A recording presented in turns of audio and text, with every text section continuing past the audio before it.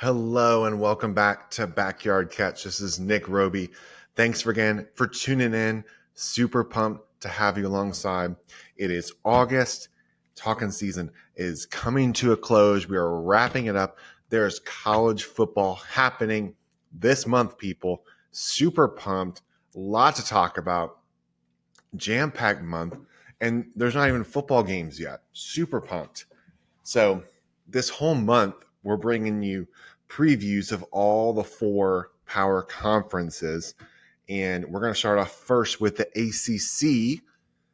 Starts with A. I got to be at ACC Kickoff, the ACC Media Days. Only feels right to start off with that. Have some fun stuff planned for the other three major conferences. And then before you know it, week 0 is here on the 24th. And then the end of the month into Labor Day weekend is week 1 for everybody. It's going to be a blast, and there's going to be so much to talk about. So for tonight's show, or for today's show, I'm going to give a little recap of my experience in Charlotte at ACC Kickoff. And then we're going to get into some picks. You know, all this talk and all this different things. I'm going to give you my picks for the conference. Will some of them be wrong? Probably. Will some of them be right? Absolutely. Will there be a mixture? Probably. Are we all trying to figure this out as we go? Most definitely. But I will give you my educated best guess.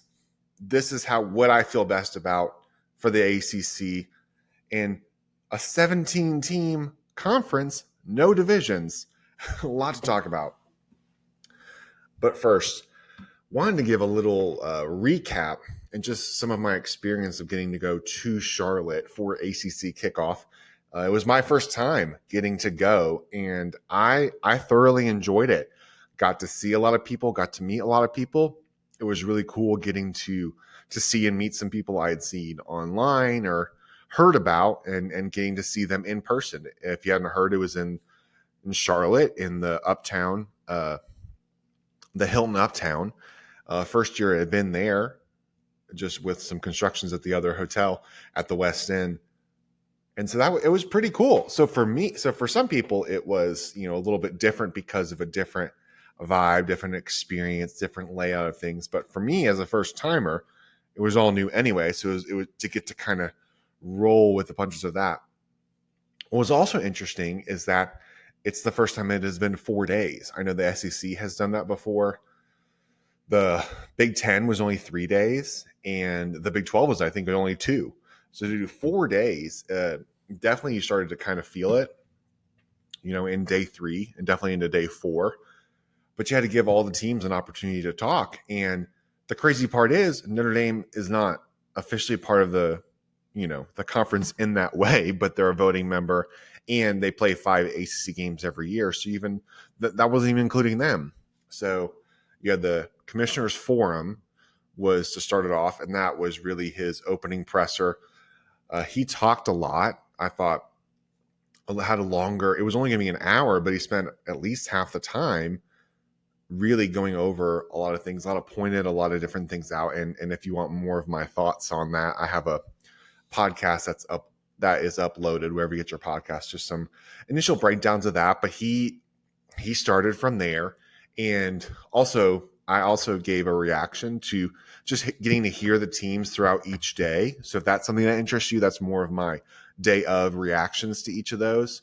Those are all on YouTube. I have a playlist on there, if you will see, and also podcasts as well. But each day had different teams. And so day 1 was Florida State, SMU, and Georgia Tech. We had 5 teams on day 2, 5 teams on day 3, and 4 teams on day 4. So it was a lot of in and out. I got to see a lot of to kind of paint you a picture. It's in Uptown, and really, really beautiful. The lower, it was the 3rd level, but the first floor was all of Radio Row. So all of the different, really mostly radio shows that were there. They were doing different hits, and so that was kind of cool to get just to see about that. Players were bouncing around. Got to listen in on a few of those, which was really cool. Meet some different coaches and players. See the SIDs that were there. So people from all around, the East Coast. And So that was there. There was like a cafe, like a lunch and meal area. Then you'd go up the escalator and you'd see all the different logos that were there. And they had a big display, as you probably see in some of the pictures if you follow on like Instagram or on Twitter, of the ACC logo, the different championships. They had a whole display for Strawberry Frosted Pop-Tart, who, if you don't remember, was the first edible mascot. So they had they had a memorial for him. They had different bookmarks. It was a whole thing. It was really cool. They had different trophies, and then they had behind that on that floor were all the different jerseys that were lined up, and that's where the ACC network was. So if you were watching that on TV, that's what that was, and there was a panel background of that. So that was really cool. And then there was the big main room where all the pressers would happen. So that's where you would go for in there. And then next to that was like a breakout room. So each of between the 3 to 5 players and the coaches, most of the coaches, would all have an individual little podium, and then different reporters and people would get to ask questions more individually for that 30 to 45 minute time.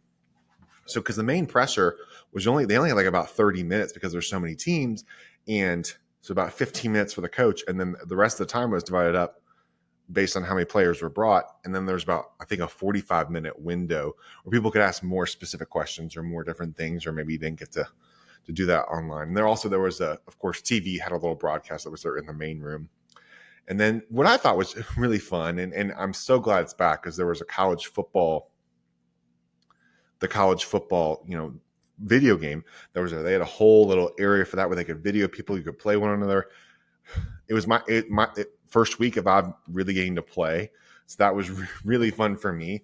Definitely a little rusty on the sticks. Definitely need some more practice, but having the time to get the console, but got to play with some friends, and I really enjoyed that, and just really enjoyed that experience of just getting to see and feel all that. And then another TV set for ESPN that was there, and then some other backspaces for the players and the different personnel that would come.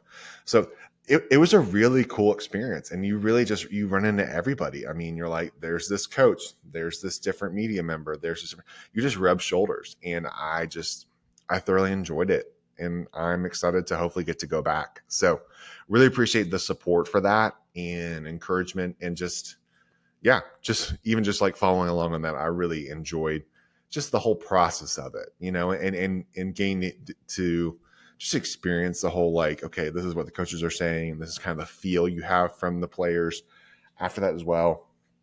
The college football video game was very big. Everyone wanted to talk about, their stats, and because everyone's in the game, they get about $600. They get like $600, at least if they're in the game, which is cool. But they're in the game. The biggest thing wasn't even always the overall that they had a question about. It was the speed, I thought, which was really interesting. Everyone wants to be a little bit faster. Everyone thinks they're a little bit faster. So then maybe the rating that they actually got, and people are playing from across the country, just really, really cool experience. So I loved it. I thought it was really fun. I'll be interested to see, having after a year under my belt, what next year will look like, and just kind of a feel for it. Of course, another interesting aspect of this, before we even get into the teams, is that you have the 2 teams that are suing the league. So the commissioner had some pretty strong comments with that. It was also interesting that Florida State wasn't really, interviewing with any people from, the state of South Carolina, or they were being more selective. It seemed from a distance selective of who they were going to interview with. And so that's their prerogative. So there were some storylines like that. You also have just, and then the Clemson aspect, that they're also in that as well. So that you're just kind of feeling out, okay, who's in, who's out, that kind of feel. Just, all this ongoing off the field stuff, along with a couple, legislation, or just like that is trying to be worked out, or just different things with Congress with the settlement. I mean, being worked out with paying back players for different TV revenue. And then you had the 3 new teams that were coming in. So obviously SMU from Dallas, Dallas, Texas area, and then the 2 teams from California. So that was very interesting to kind of see, like, what would their feel be like? How would they kind of feel coming into this? What representatives would they have coming? Like what media personnel would come? What questions would be asked to them? and who would kind of show up for each of this, because I was there all 4 days, but not everyone was there. I'd say there was a good portion who would come in for parts of it because it was a long period of time. And if they're only covering one team or select few teams, they didn't come for the whole time. But I was fortunate to get to do that. So really enjoyed that. I mean, I could keep talking about that, but we have some teams to talk about, and I want to make sure we get to talk about it because this is the opportunity to talk about the ACC before the season. We got the Big 12, Big 10, and the SEC, of course, and then we got to make predictions for the playoff and that whole fun stuff. So this is the time to talk about the ACC. The ACC is really interesting because it's been Clemson for a while, and then Pitt won, the league, and then Florida State comes in last year undefeated, but Jordan Travis gets hurt. They play with a backup. They finished the year undefeated. They defeat Louisville. I feel like it's kind of forgotten that Louisville made the conference championship. They won 10 games last year, but then they get left out of the playoff. And so it's a lot of new pieces for Florida State. What are they going to look like? You have Miami that has a lot of new transfer pieces coming in. How will those all come together? Dabo, of course, hasn't really taken much up on the transfer portal. A lot has made up of that. But now you have some players, since that's been open, that have kind of see, will that all come together? And what will Clemson look like? Will NC State take that next jump? How will SMU look going into this new league? How will UNC look after having two great quarterbacks for them? How will they make that transition? Boston College, Syracuse, and Duke all have 3 new head coaches. And then, of course, Stanford and Cal, what will they look like? So there's a lot of questions. I feel like each team definitely has a question. And so we'll kind of have a feel of like that if there's a big question that I have for them, we'll kind of go from that. I'm going to start and I'm going to give you my picks in reverse order and get to talk about the team. And because there's 17 of them, I want to hit them all as we go. So here we go. We're going to go from 17 to 1, maybe make a pause in the middle and kind of talk about the top few teams at the end. But here we go. And unfortunately, in a 17-team league where there's no divisions, someone has to be 17th. And unfortunately, this year, I picked Stanford. I think there's some pieces for Stanford that were interesting. Alec Ayamayor, if I'm saying that right, he was a great piece and was voted all conference, preseason. I just think that they just lost a lot, and trying to make all this jump, Stanford has been very strong in the Olympics. It's going to be a big jump for them, I think, personally. And for Stanford, the Pac-12 kind of fell apart. And so them and Cal jumped in and were excited to be here for the ACC. But, they're flying across the coast, closest team to them is Cal. And then, after that, it's going to be SMU. So Stanford's in just kind of an interesting position where they finished 3-9 last year. And I just think it's just tough for them. I think it's going to be a little of an adjustment for Stanford.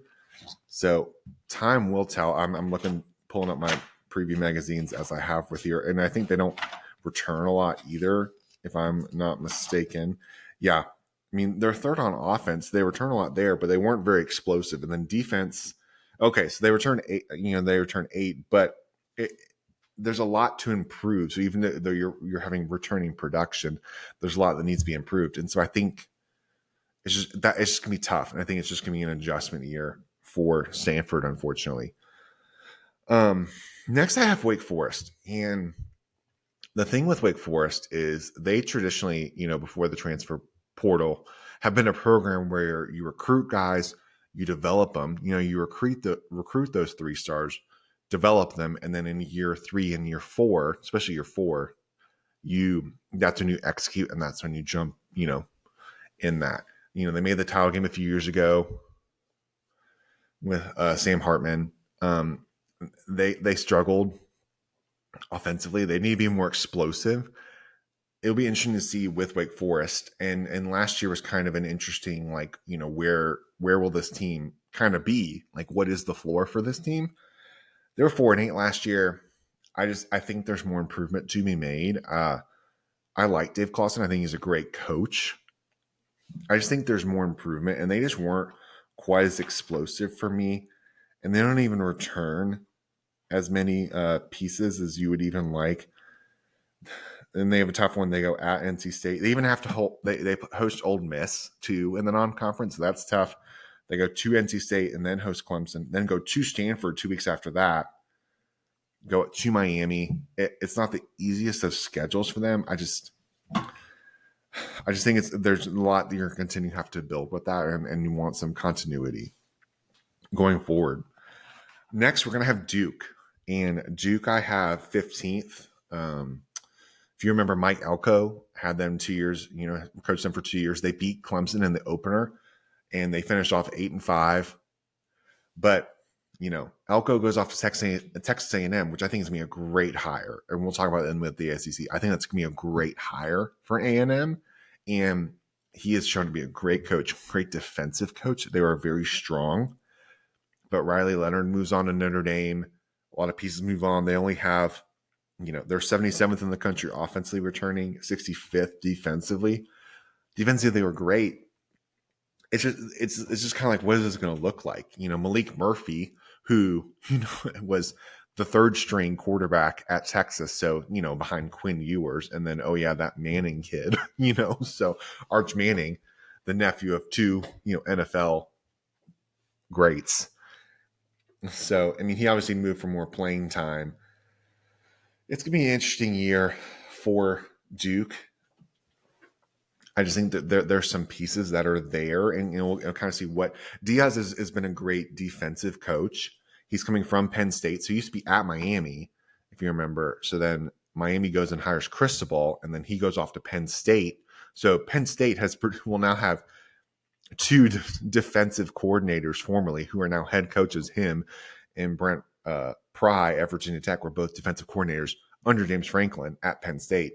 So it's a defensive head coach. I think what's interesting is I don't necessarily think that Manny Diaz did like a bad job at Miami. They just wanted to go in a different direction and hire more of Cristobal and bring him home. He used to play there. So that will be, so having that experience in the ACC, having that experience as a head coach, is good to have.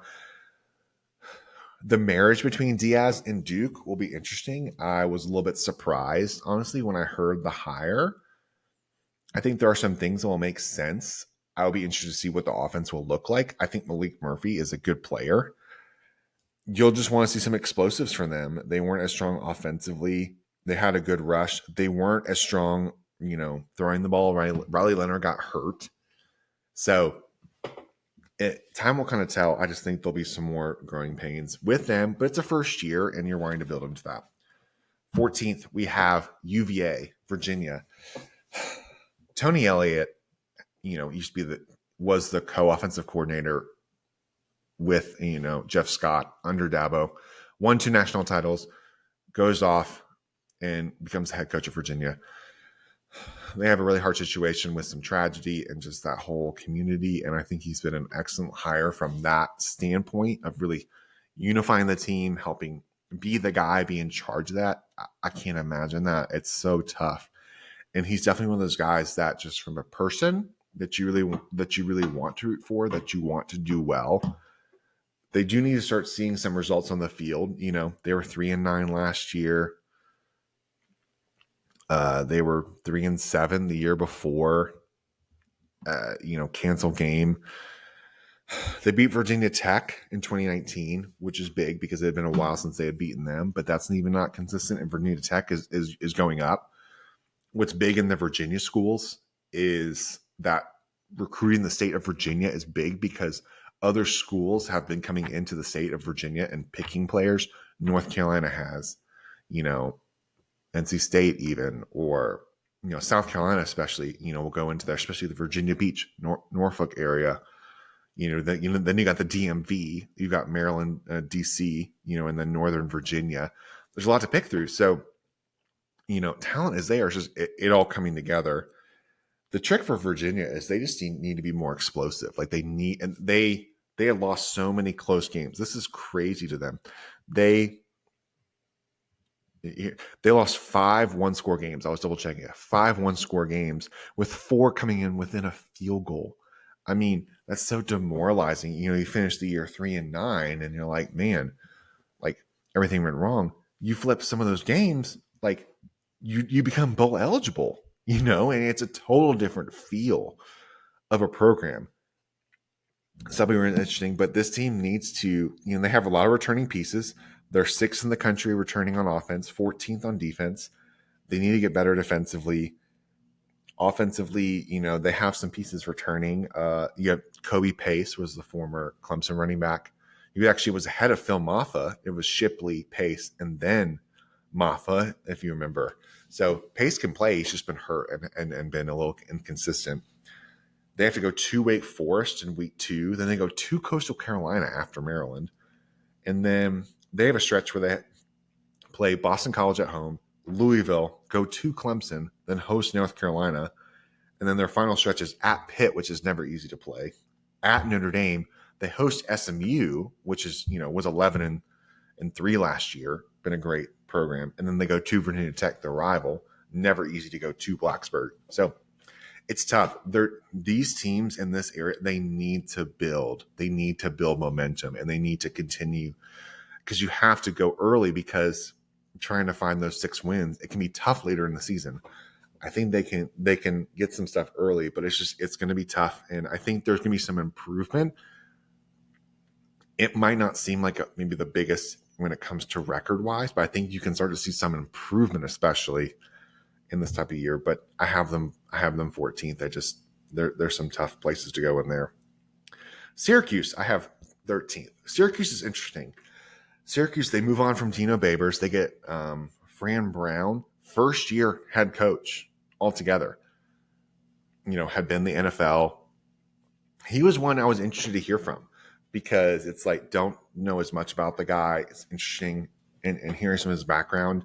And he just has this personality. It just has that a little bit of New York kind of feel to him.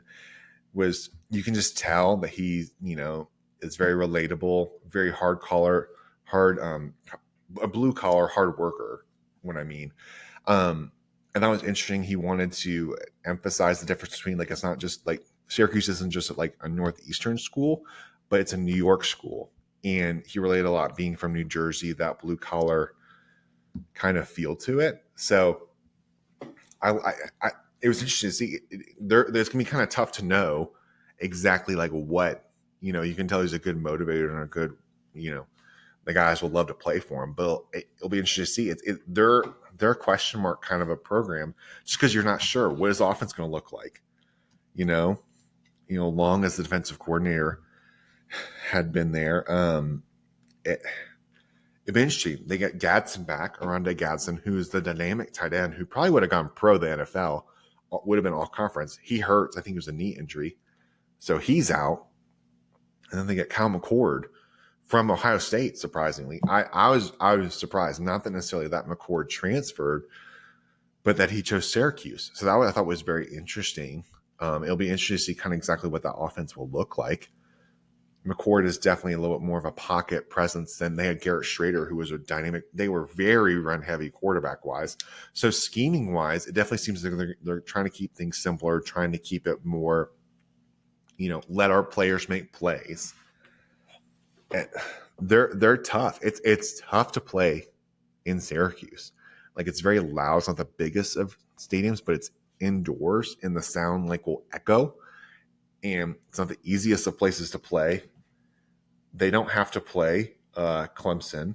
I don't even think they have to play Florida State. So there are wins that are built in, but it's just, again, you need to get wins early on, because the second half of the year, especially into conference play, that needs to get better. Third down conversions, they were 87th in the country. So they gave up, they only, stopped conversions 41% of the time. That has to get better. They have to control the ball more. Offensively, they ran the ball decent, but they have to throw better. You think Kyle McCord will help with that, but how much? And that's the interesting question: what's that rapport been like with this transfer, with the new pieces that are coming around? What will that look like? Especially with quarterback, you're learning a new scheme, learning new guys, and with Gadsden, I picked him to be all first team preseason all conference, because I believe in that he's that good. But the question is how quickly will he be up to speed? And you would imagine that will be used in that as well. But they return a lot offensively around McCord, which I think is big and takes the pressure off him. Okay, next we have Boston College. I have them 12th. Bill O'Brien is the head coach. I don't know if you realize this, but Bill O'Brien, and yes, that Bill O'Brien, who was the head coach at Penn State during the sanctions, he, was the head coach for the Texans. He was the offensive coordinator with Nick Saban at Alabama, was going to be the head coach or the offensive coordinator under Ryan Day at Ohio State, but then decides to go to Boston College. They have a really good hospital system that's there. And I think part of a big thing too was being in that area for the family. So I think that was big. I think he'll fit in well. I like the hire for Boston College. I think the thing for them, which would be interesting, is how will his style kind of fit offensively. He's been known as a quarterbacks guy. I think a big thing to watch with them is his relationship with Thomas Castellanos, one of the more underrated, I think, quarterbacks in the country. He did turn the ball over probably a little bit too much, but very dynamic, very fast. I think you can just tell makes a lot of plays. And he's somebody you're going to want to watch out for. It's just, again, with these first-year head coaches in a league with then you're also facing some new opponents. You kind of want to see what is that all going to look like looking at their schedule. Oh, yeah, and they go to Florida State week one. It's Florida State's second game. They'll come from Ireland after playing Georgia Tech. But Boston College has to go on the road, to Tallahassee. They lose a heartbreaker at home last year. That game is circled for them. They don't play Clemson. They do have to go at Virginia Tech, which is tough. They have to go at SMU. They go at Missouri in the non-conference, which Missouri is you win, I feel like 11 games, you win the Cotton Bowl, and I feel like Missouri is still kind of underrated returning some of the pieces they do. So that's not an easy game at all. Then you host Michigan State. But then they only have one road game, after October 17th, the rest of the year. So there are some wins that are there, but I think it's just like what will that kind of feel and dynamic be for a Boston College within that? Just with a new system and a new coaching staff and everything. Okay, Pittsburgh. I have them 11th. They were 3-9 last year with Pat Narduzzi. They won the conference in 2021. They won the conference. They win 11 games, win the conference, beat Wake. They win 9 games last year, and then they go to 3 this past year. They only win 2 ACC games. Offensively is not great. It wasn't. It just never really clicked. Narduzzi is a defensive guy. They were great under Mark Whipple, but he moves on. It didn't seem like that relationship was great. Since then, they've been okay. He really wants to run the ball and control the clock. They've been hurt quarterback-wise. Pitt is another one of those blue-collar places. He wanted to make it clear that, he lets the coordinators, do the thing offensively, and he lets them do their thing. They're going to be good defensively. It's never an easy place to play. Again, they need to be stronger offensively. They need to be better. I mean, if they want to play more of these defensive battles, you have to be able to run the ball. You have to win the trenches. Football is a game in the trenches. Football is a complicated game, but it's also as simple in its premises. You have to win the line of scrimmage on both sides of the ball. Defensively, they have to be great, and they made negative plays, but they let up too much. They were 122nd in the country in explosive passing. They lose a lot of production defensively. So what is that going to look like for them? Offensively, they have to control the ball better. They have to do that better. So for them, I just, they won the conference a few years ago, but it's kind of like, what's this going to look like for them? They play West Virginia, which I think will be big. That's a fun one for that rivalry to have that. It's one to watch out for on the 14th of September. They go at SMU, and they have Clemson on the 16th of November. They go at Louisville, so that's an interesting stretch. Clemson hasn't played as great recently in Pittsburgh, so that one's one to watch. But then what kind of team will Pittsburgh be at that point? And so Narduzzi's an interesting one. I don't think he's not one of those guys where I think like the seat is hot or anything, but for coaching for his job. But at the same time, what is this? What's the consistent program going to look like? Going forward, especially in this transfer portal era, they got some transfers in coming back to the Pittsburgh area. Pennsylvania has some good talent. And kind of like, what will their identity, what will their offense look like? That's kind of the question for me with them. And lastly, before we hit a little commercial break, we're going to talk about Cal. Cal, the other California team under Justin Wilcox, they were 6-7 last year. They're going to come in their first year into the ACC. It was interesting to hear and be reminded about the rivalry that is with Cal and Stanford, and getting to see that on the ACC. I think having that West Coast and just having that kind of feel could be good for the league long term. It definitely makes it interesting. It makes a lot of questions. Wilcox, I think, is a good coach. I think for them, it's building consistency. I know that they finished the year. Yeah, they finished the year on a 3-game winning streak to be bowl eligible. So that was a big deal. They did end up losing to Texas Tech in the bowl game. So that'll be interesting for them. Cal. This is the name you need to remember if you're unfamiliar. Jaden Ott, running back from Cal. He is an all-conference type of running back. Yes, there are some great running backs in the ACC. Jaden Ott is a player. I voted for him.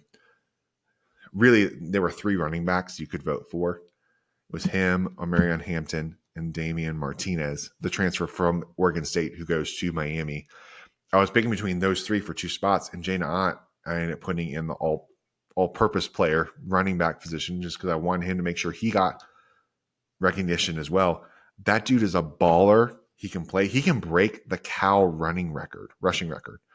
Marshawn Lynch was from Cal. That Marshawn Lynch beast mode. So dude can play. He's a baller. They need to run the ball well. They have to get stops. Just like with anything, their passing defense needs to be better. Running the ball will translate. And I think the big question was like, how will all these players like adjust, and what's your plan for going from California, especially to the East Coast? What will that look like? They both coaching staffs talked about like getting there a day early and wanting to give those adjustments. But running the ball will definitely be able to translate. I think for them, with a little bit of the earlier start time defensively, like, will they be awake? And there's some quick offenses that can go in this league. What will that look like? And they were in a power conference before, and they get to stay with Stanford, which I think is really cool and good for those two programs. But it's an adjustment. It's a lot of new pieces that are going. So they need to be able to run the ball. So it is very important how they utilize Ott, how they maintain his carries, and do all that really well. So I have them 10th in the conference as well. So as we take a break, we have more teams to come, but I want to share some exciting news. You probably have seen if you're following on the socials, but we have gotten to become a partner with SeatGeek. So SeatGeek is like, I just want to give them a shout out. They're a ticket app that takes the confusion out of buying tickets. So what they do, it's an app where you can buy tickets where people are trying to sell their tickets or you're trying to go to an event.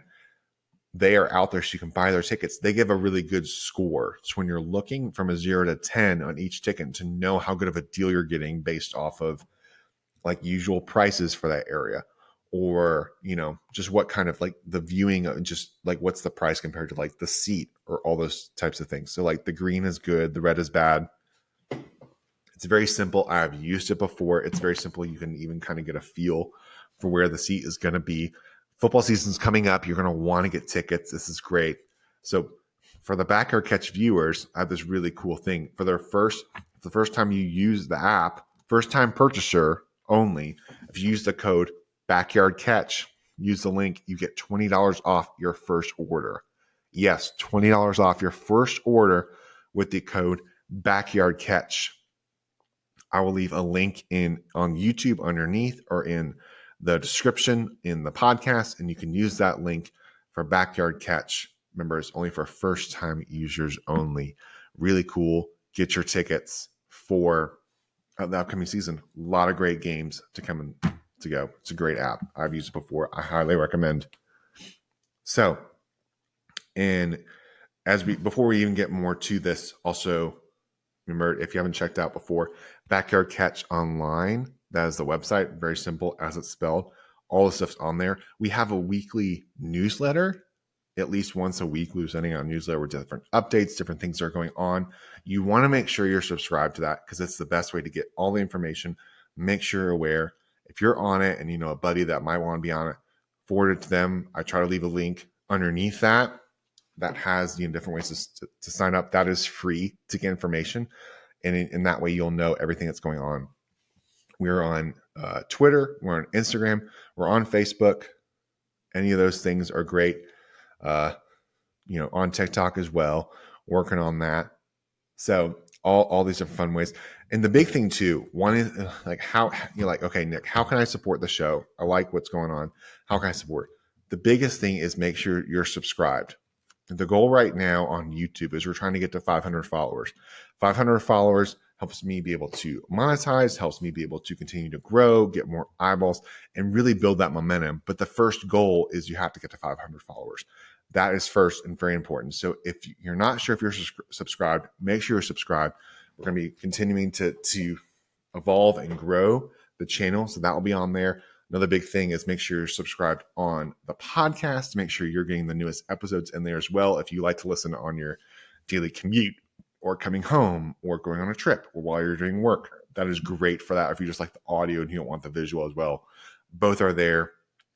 Great for that. So, and Backyard Catch and any of those, it's not hard to find with any of the social. You can also email me if that is easier as well. Nick at Backyard Catch if you have any more questions. And I'll be happy to answer what I can. So thanks as always for supporting. But okay, so let's get back in. We're going into the top 10. You ready? We're going to go top 10, rest through these teams. Number 9, North Carolina. North Carolina, Mac Brown went 8-5. Drake May goes pro. He goes to the Patriots. They have Sam Howell before. Who's going to be their quarterback? They bring in Max Johnson from A&M, from LSU. Is he going to be the starter? Connor Harrell, is he going to be the starter? UNC is kind of a tricky one because I feel like there's just some questions with them. Offensively, what is it going to look like? Amarion Hampton, all conference type of running back. But they talked about reducing his role, and there's a lot of games under his belt, and you want to make sure you're not overusing him. Okay, but passing game, that needs to also step forward. They're returning 113th, in FBS football and returning production offensively. So there's a lot to replace within that. I think kind of the question for them is what will this program look like going forward? Now, post Sam Howell, post Drake May, quarterback wise, I think they're going to run the ball a lot, and they're going to have to. And whoever ends up being quarterback, you need that consistent play. You need not to turn the ball over. You need to do that well. Defensively, they let go of Gene Chizik, and they actually get Jeff Collins. And Jeff Collins used to be the head coach at Georgia Tech, but he's a great defensive coordinator, and I think that will be good for them. They still have some pieces that I'm interested to see what that will look like. In the back end, that they haven't been as great. They've been not great defensively, stopping the run or the pass. They need to get those negative plays up for them. I have a lot of questions about North Carolina, and that's why I ended up putting them at 9. I just have questions, especially offensively. What's this team going to look like? You don't get Clemson, but you do have to go to Florida State. They have Duke on the road on September 28th. They go to Minnesota week 1. Then Charlotte. James Madison isn't the easiest to play. They get Pitt, Georgia Tech at home, October 5th and 12th. And so they come out to me as just that middle of the pack kind of a team. And offensively, I think their running game will be able to keep them in it. But just defensively, what will that look like? I just have a lot of questions for them. And so there's just a big question mark team for them and just more answers that I want. Georgia Tech. Georgia Tech is 8th. Georgia Tech is an interesting team. Offensively, I don't know if people realize this, but they were 13th in the country offensively running. They're a top 20 type of an offense. Haynes King comes back under another year. Brent Key, is a Georgia Tech guy. He is a big guy for them, like in supporting that program. The question for them is defensively. It's not offensively. Defensively, they were 97th in scoring, 131st in rushing defense, 107th giving up the pass. It was not pretty.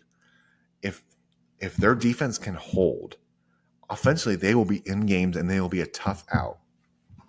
Georgia Tech is no gimme for Florida State. I am nervous for Florida State in the game in Ireland. That all plays into Georgia Tech's hands. It's a new offense for Florida State. Georgia Tech is coming in. They're ninth in the country in returning production. There, passing is only going to get better. They protect the quarterback well. It's all defensively questions for Georgia Tech. They're going to be within the game. When it's like a 2-touchdown spread, Georgia Tech, they're a tough out. And I know Georgia Tech, they have the tradition with Clemson, but I know they're happy not to have divisions. You don't have to always play Florida State. You don't have to always play. You don't have to fight for them for the division. Clemson, NC State, that's tough. I know they're happy to not be a part of that. And after Florida State, they go at Syracuse, and then they get VMI at Louisville. They could be one loss even going into there. Then they have Duke at North Carolina. They played Notre Dame in Atlanta. They have their rival. Georgia Tech is a dark horse. It all comes down to defensively for them. And I think that offensively they will stay in games. It's just a matter of what that will look like defensively. And that's why I have them 8th, is I think the defense will continue to improve. And it will improve. And it's hard to get much worse than it was, honestly. But I think that is still the question for them. That's why I have them 8th, but they're a tough out. Next, we have Louisville. Brom comes in, Jeff Brom, and they go to the conference title game. What we talked about, they won 10 games last year. The question for Louisville is just how will that continue to grow? They have a lot of pieces as I'm pulling them up on their schedule. Yeah, they have everyone coming back defensively, a lot of people coming back. Offensively, it's just new. Tyler Shutt is coming in as the new quarterback in his 7th year. So what will that look like quarterback wise? I know he's a great quarterback head coach. Just have some questions for them, but you have to like what they're doing with Brom. It's his school. So what's it look like? I just think there's some more questions. They have a stretch where they get Miami at home in October, then to Boston College, which is hard to win anywhere on the road.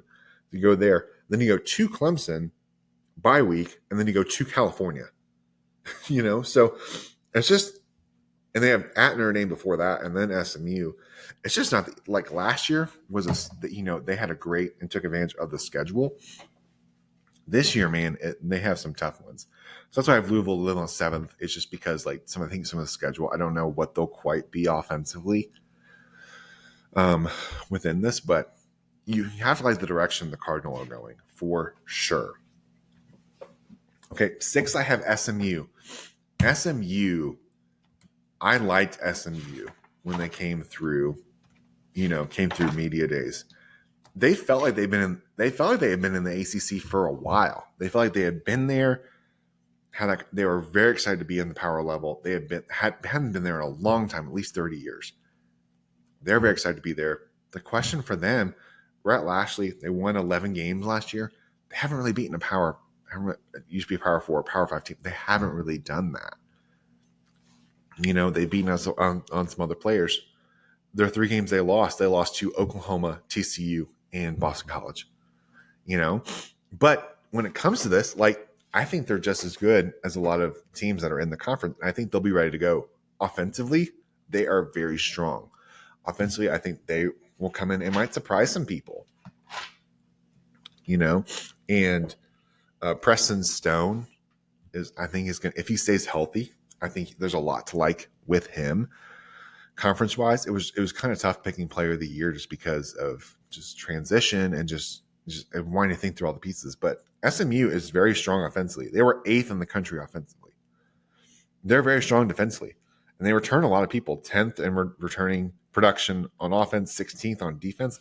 I talk about that stat a lot because it's not just like, okay, who was a starter, who wasn't, but what people produced on the field, like what stats and what all that production, like what is that returning for you? So I lean on that stat more. It's not an end all be all, because even if you weren't great on the field and you return everybody, well, it's like you still weren't great, but that's a big marker for me. I find really interesting. SMU, too, they go on the road to at Nevada. They get some other people. Their first conference game isn't until Florida State, and they get Florida State in September. Florida State, for their sake, they need to come all together, because that's not going to be the easiest place to play for them. SMU is going to be ready to go and wanting to prove a point, being kind of out. They think these guys should be ready to go. RJ Maryland, dynamic tight end for them. SMU is a team to watch, and offensively, they are a very fun offense to play with. If you're on college football, I've played with them. It's very fun offense. Lot to like with the Mustangs. I have them 6th. I think just taking that step up in division, it's still tough. They might lose maybe like 2 to 3 more games, probably, or even 3. That kind of a range. I'm thinking about 3 games, but 3 games is still, that's 8 wins. It kind of puts them in that kind of a 6 range. So that's where I have SMU. So then before I have NC State next. Then this is kind of like my cutoff. These top 5 teams are in the cutoff. You have Miami, you have Virginia Tech, you have Florida State, NC State, Clemson. That was a kind of tier between those 5 teams. I think between those 5 to, those are the 5 that are really fighting for the 2 spots in Charlotte. I have NC State next. Of course, if you remember, NC State has the transfer in Grayson McCall, the star that was at Coastal Carolina when they hosted College Game Day, when they beat BYU and really helped that program. But he's been hurt, and I'm interested to see what that kind of looks like with them as they jump up. The trick with NC State has been defensively, they've been strong. Like defensively, they've always been strong.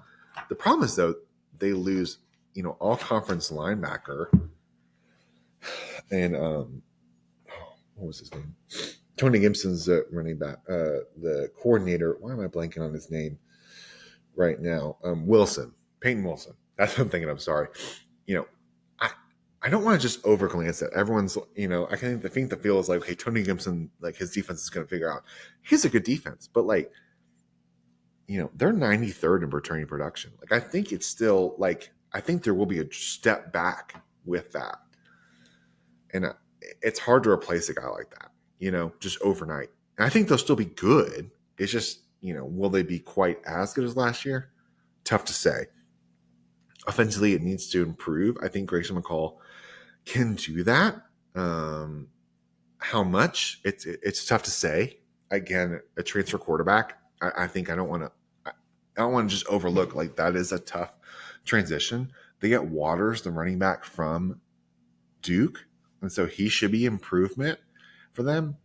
NC State needs to establish a running game. Like, they need to be a 2-dimensional type of attack, and they were not great last year running the ball. Passing ball, they were not great, but they were not getting explosive rush plays. They need to be consistently better there.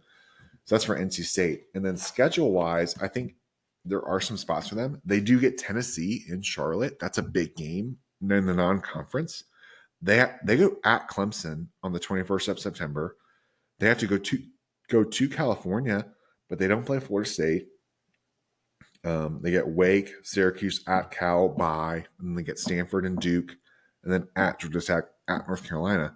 So there are some wins for them in there for sure, but I have them just on the outside because I just think, like, I'm curious. One, you have to be healthy, and I want to see that and just see exactly what this offense is going to look like. And I think the defense takes a step back. If they take a step back, I can see them losing a couple games because of that. And you have to place teams somewhere. Okay. So this next team, I think, is maybe one of the most interesting teams because people have either had them first or they've had them like 4th or 5th or a 3rd. There are some questions with them.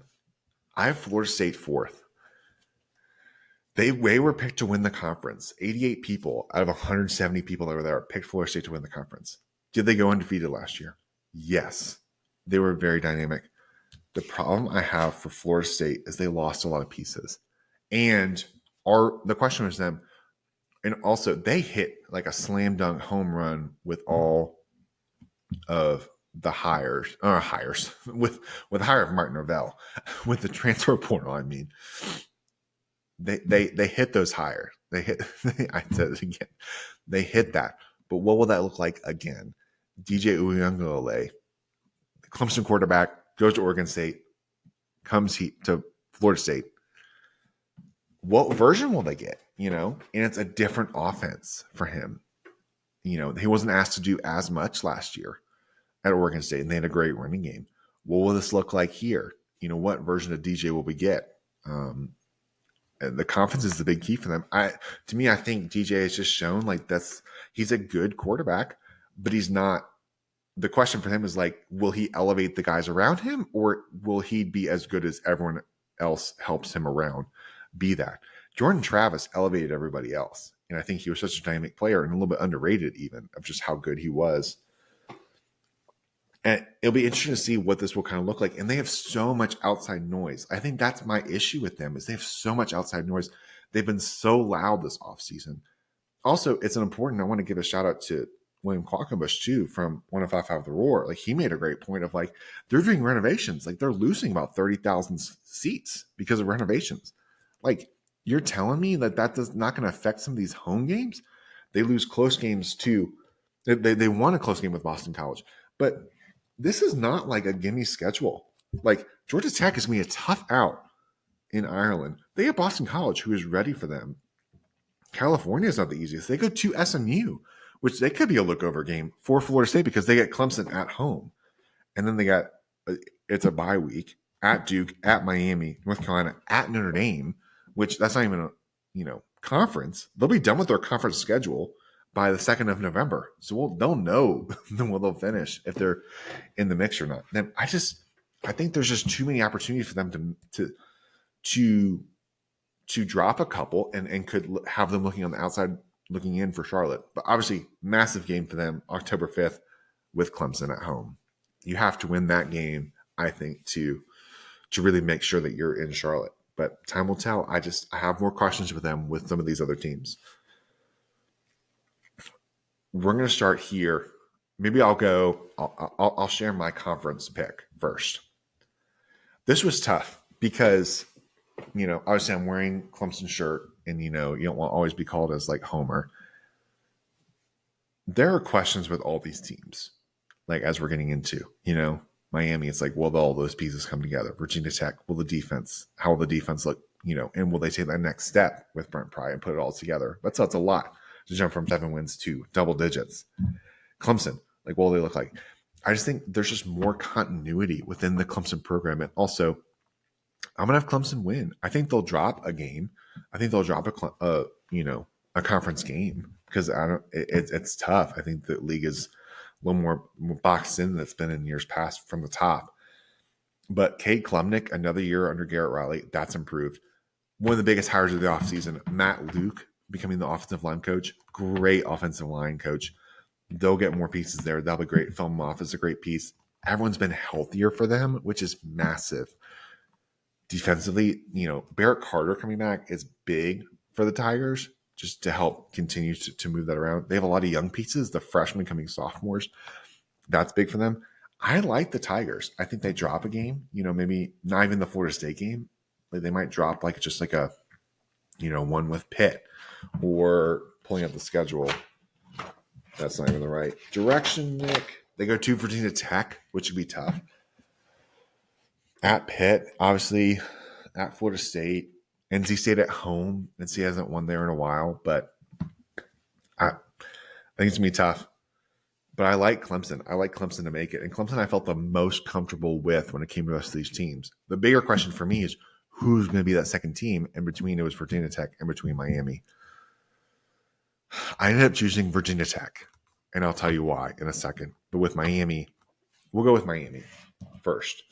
Miami has been, one of the darling picks to bring in. They bring in Cam Ward. They bring in Damian Martinez. They return the 13th on offense. They have arguably the best offensive line in the conference.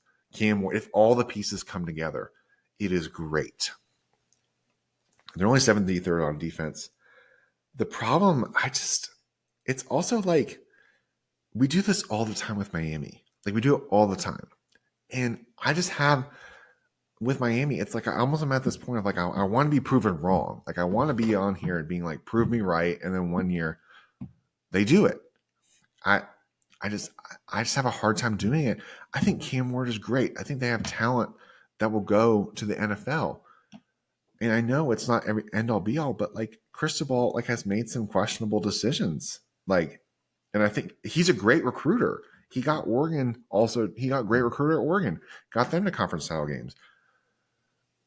Like, will they make that next step? I think for them, there's just so many pieces coming together. Could they do it? Could they be the Florida State like last year? Yes, absolutely. Cam Ward was, picked as the preseason conference player of the year. I think he'll need to be that for them to do that. I just think there's a lot of pieces that need to happen. And I have a little bit more questions. Like Ruben Bain's great. They have a great linebacker. I have some questions for them. It's not like the easiest of schedules. They go to Florida, which that isn't a gimme. Like people, like if they lose that game, like it could go downhill for them, just from like a psyche standpoint and just like the conversation surrounding that. They need to win that game. Both teams do. They host Virginia Tech and then go to Cal. That's a weird game for them just because it's so far out. They host Florida State. They don't have to play Clemson, which is good for them. They go to Georgia Tech. They could get in a shootout with them, and Georgia Tech is not easy.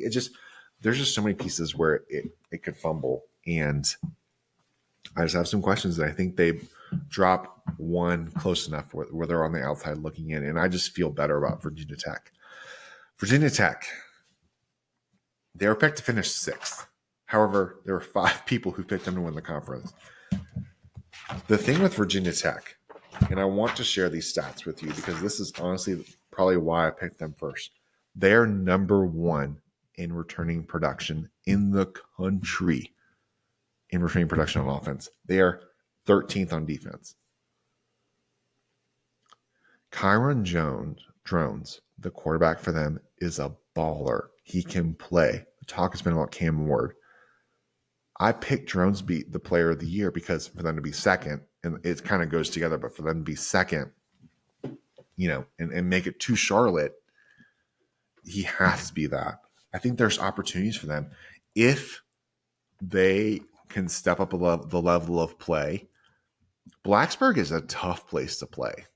It can be tough for opponents. And if they get that swagger kind of back, and Brent Pry, guys, when I tell you, like he wants to make you just run through a brick wall. Like you can see why players love him. You can see why people want to come to Blacksburg and play.